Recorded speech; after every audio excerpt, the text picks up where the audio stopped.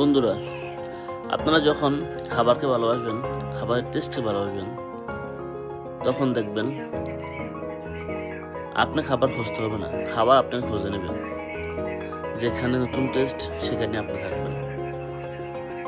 তো সেই নতুন টেস্টে আসায়, নতুন টেস্ট উপভোগ করার জন্য প্রতিনিয়ত নতুন নতুন জায়গায় নতুন নতুন টেস্ট উপভোগ করবেন।